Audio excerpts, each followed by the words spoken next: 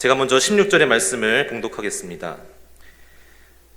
갈릴리 해변으로 지나가시다가 시몬과 그 형제 안드레가 바다에 금을 던지는 것을 보시니 그들은 어부라.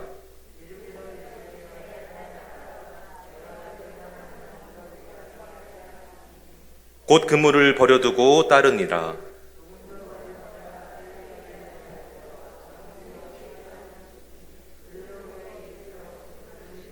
함께요.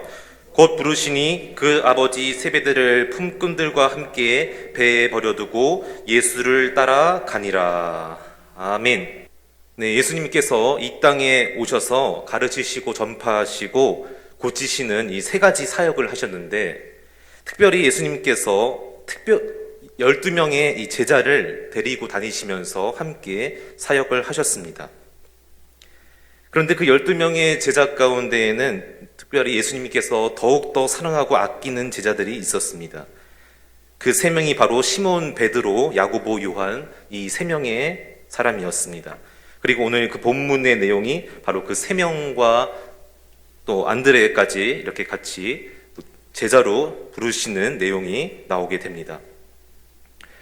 가끔 영화나 드라마를 보면은 어떤 사람이 누군가에게 무엇인가를 배우기 위해서 또 큰 가르침을 얻기 위해서 깊은 산속이나 또 사람의 인기척이 드문 곳에 가서 스승을 찾아가는 그런 장면을 볼 때가 있습니다. 여러분도 한 번씩은 그런 장면을 보신 적이 있을 거라 생각하는데요. 그때 어떻게 스승이 합니까?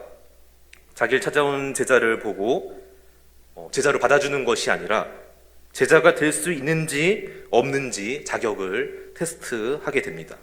그래서 그 시험을 해보고 통과를 하게 되면은 제자로 삼아주고, 그렇지 못하면은 좀 더 실력을 쌓고 다시 나중에 오라고 거절하는 그런 내용을 볼 때가 있습니다. 자, 그런데 오늘 본문에 나오는 예수님의 행동이나 말을 볼 때에는 전혀 그런 모습이 아니었습니다. 첫 번째로 예수님께서 제자들에게, 오늘 본문의 내용을 보니까 예수님께서 먼저 제자들에게 찾아가시고 그들을 제자로 부르셨다는 내용을 우리가 알 수가 있습니다. 다 같이 오늘 본문 말씀 16절, 17절 말씀 같이 한번 읽어보겠습니다. 시작. 갈릴리 해변으로 지나가시다가 시몬과 그 형제 안드레가 바다에 금을 던지는 것을 보시니 그들은 어부라. 예수께서 이르시되 나를 따라오라. 내가 너희로 사람을 낚는 어부가 되게 하리라 하시니. 아멘. 그렇습니다. 이 당시의 시대적 배경이나 유대인의 문화로 볼 때에는 제자가 먼저 스승을 찾아가서 나를 당신의 제자로 삼아 달라고 이렇게 말하는 게 맞는 것이고 정상이었습니다.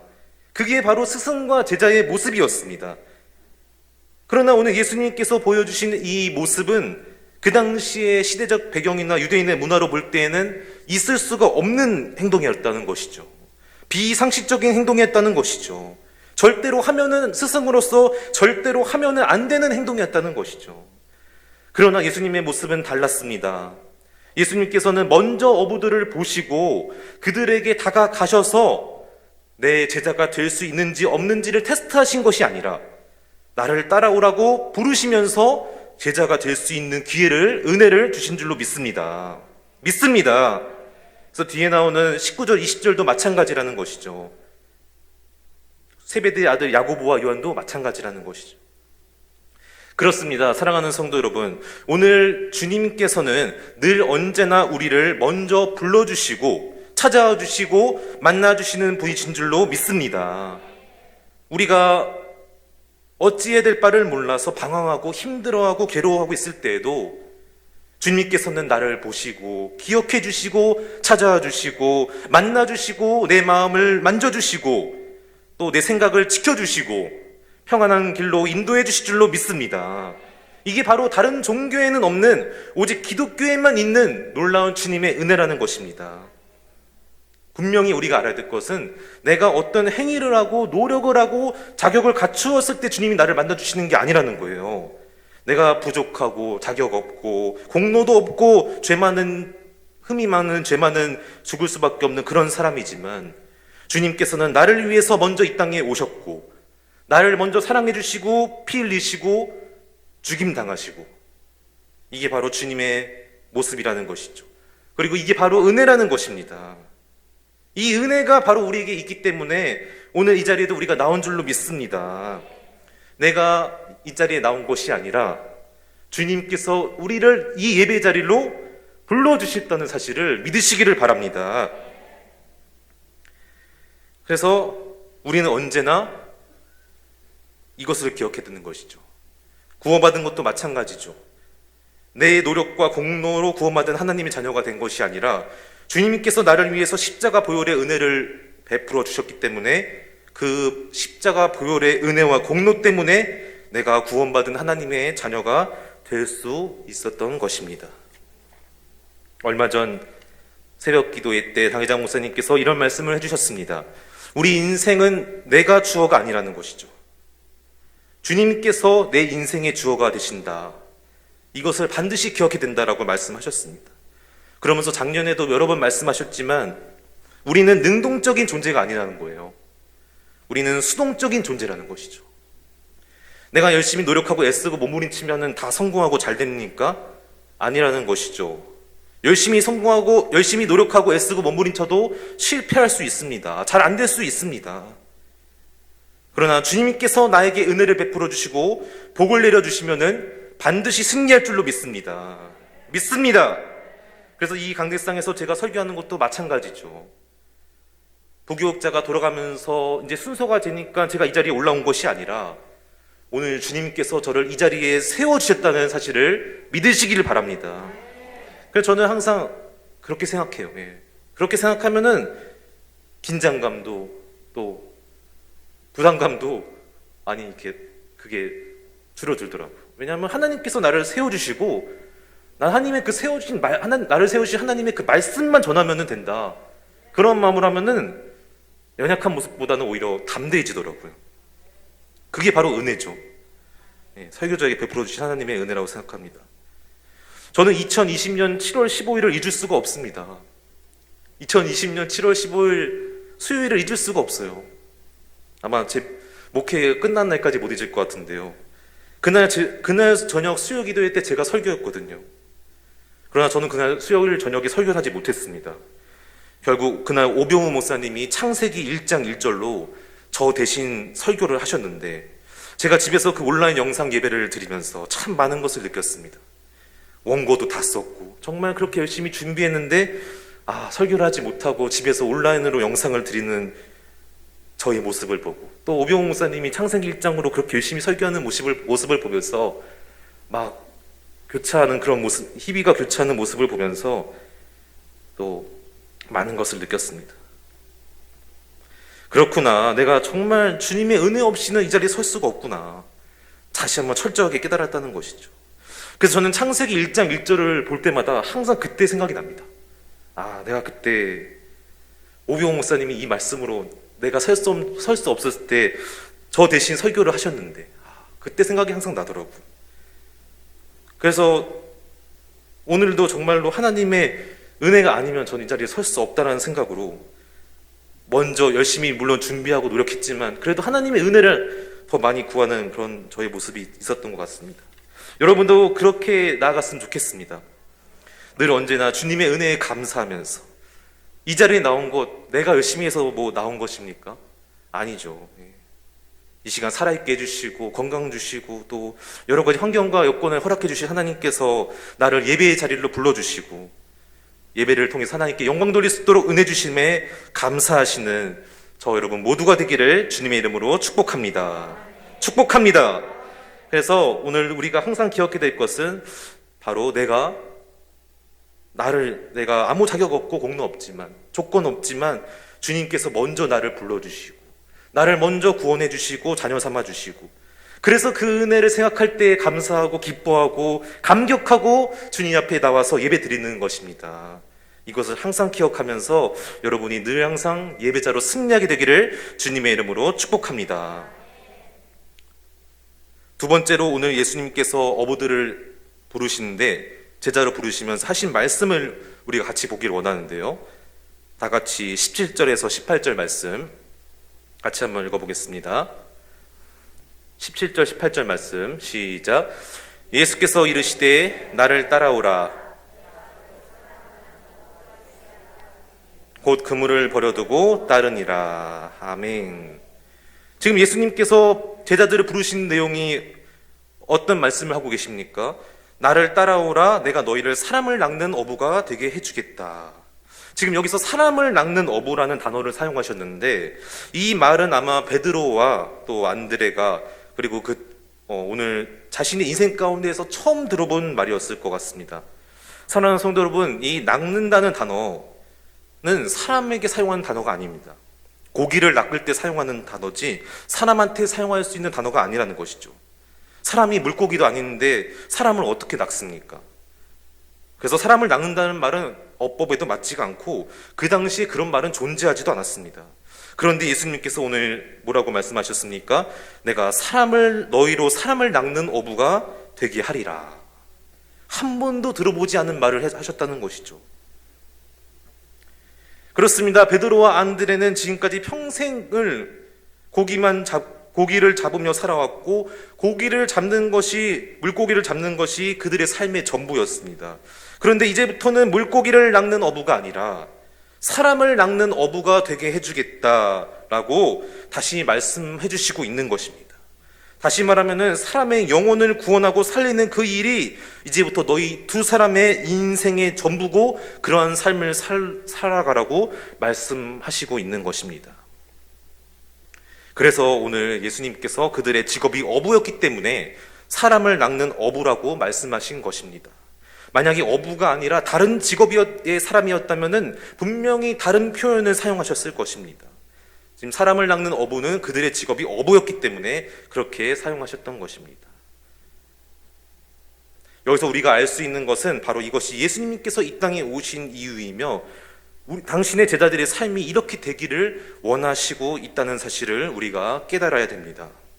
물고기만 바라보며 물고기만 잡으려고 몸부림치고 애쓰는 인생이 아니라 무엇을 입을까, 무엇을 먹을까, 무엇을 마실까만을 위해서 살아가는 인생이 아니라 나에게 허락해 주신 단 한 번밖에 없는 내 인생을 어떻게 살아야 되겠습니까?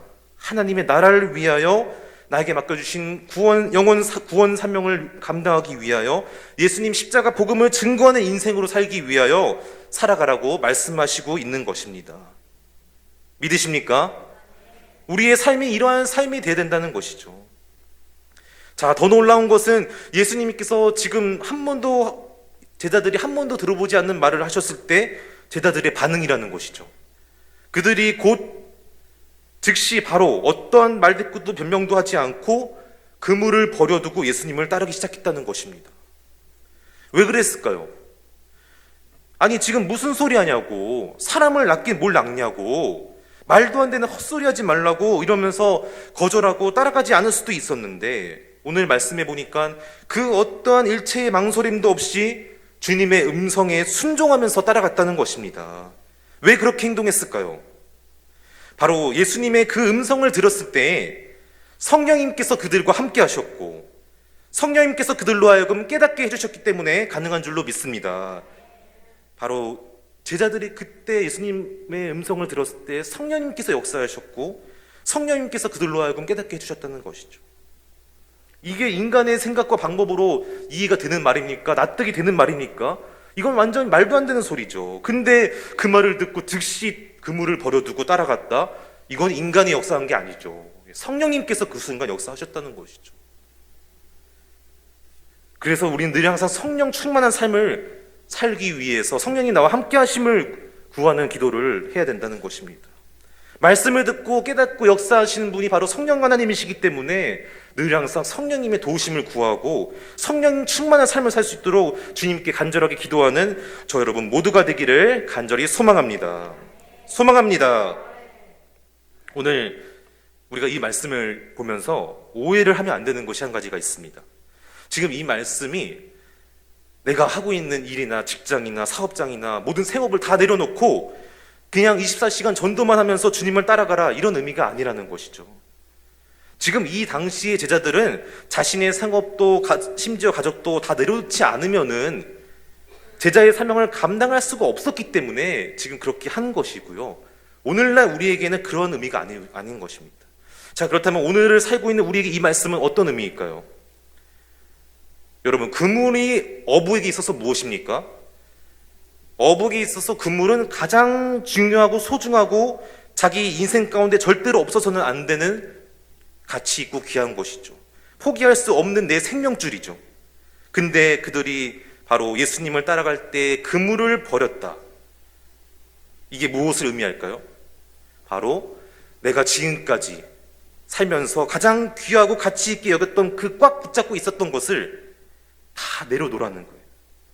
그거를 내려놓고 오직 주님 한 분이 내 인생에서 가장 귀하고 가치 있고 소중합니다. 나는 그래서 내 삶을 통해서 주님을 드러내고 복음을 증거하는 삶을 살겠습니다. 바로 이것을 말씀하고 있는 것입니다. 오직 주님 한 분만 보고 따라가겠습니다. 오직 주님을 위해서 나의 삶을 살아가겠습니다. 내가 지금까지 여겼던 가장 세상에 중요한 가치 있는 걸 내려놓고 주님을 내 인생의 전부로 여기며 나아가는 그러한 삶의 모습을 말하는 것입니다. 사랑하는 성도 여러분, 여러분의 다양한 삶의 자리에서 지금 어떻게 살고 계십니까? 내 욕심과 욕망과 만족을 위한 그런 삶이 아닙니까? 내 삶의 자리 가운데서 정말 나를 높이고 나를 자랑하는 것이 아니라 내 삶의 자리에서 늘 언제나 주님만 드러내고 복음을 증거하는 그러한 증인의 삶을 살게 되기를 주님의 이름으로 축복합니다. 그래서 마태복음 6장 33절에 너희는 먼저 그의 나라와 의를 구하라. 그래야만 이 모든 것을 너에게 더하시겠다고 말씀하시지 않았습니까? 우리에게 약속의 말씀으로 주셨는데 우리는 그 약속의 말씀은 말씀이고 내 삶은 다르게 산다는 거예요. 우리는 언제나 내 삶을 통해서 하나님을 기쁘시게 하고 주님을 드러내고 하나님께 영광 돌리는 믿음의 사람 되기를 간절히 소망합니다.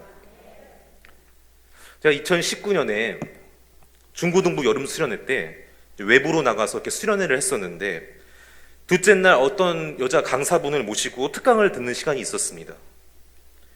그런데 그분이 그런 말씀을 하시더라고요. 중고등부 학생들에게 말씀하시기를 너희들이 나중에 다 되고 싶은 꿈이 있고 이루고 싶은 일들도 있고 되고 싶은 꿈도 있고 직업도 있는데 참 다 중요하다는 거예요. 근데 더 중요한 게 있다는 거예요. 그게 뭐냐면은 그 꿈을 이룰 때 어떤 사람 무엇이 되는가도 중요하지만 그 앞에 어떤 수식어가 붙냐 이게 더 중요하다는 거예요. 예를 들면은 내가 꿈이 가수라면은 내 꿈은 가수가 되는 것입니다. 이게 아니라 내 꿈은 어떤 가수가 되는 것입니다. 이게 더 중요하다는 거예요. 가수가 되는 게 중요한 게 아니라 어떤 가수가 될 것인가, 어떤 요리사가 될 것인가, 나는 어떤 목사가 될 것인가, 이게 중요하다는 것이죠.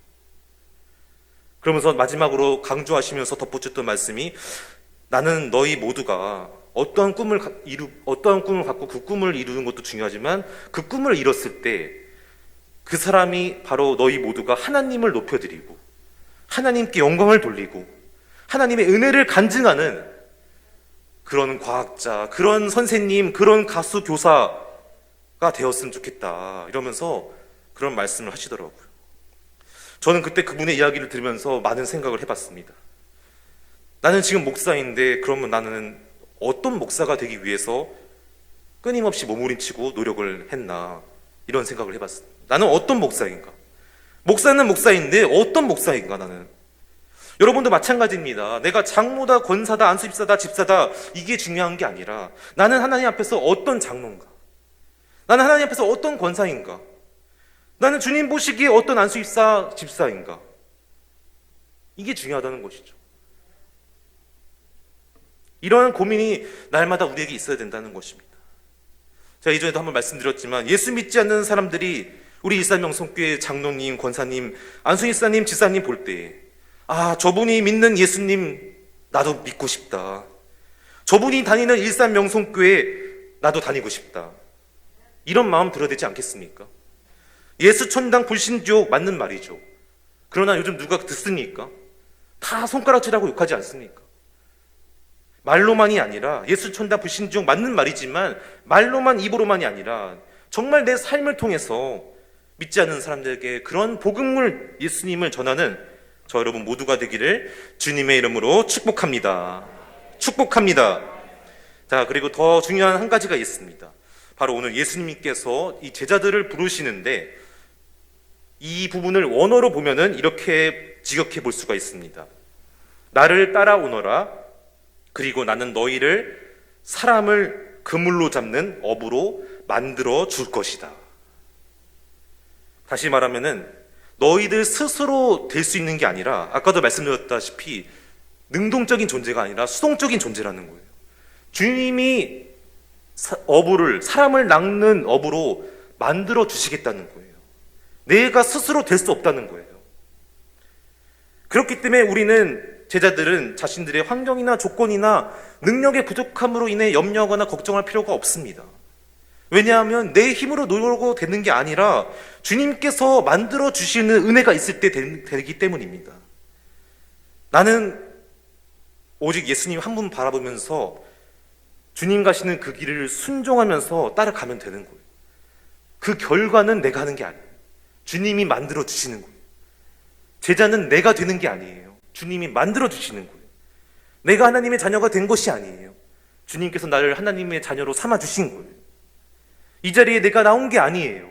주님이 나를 이 자리에 불러주신 거예요.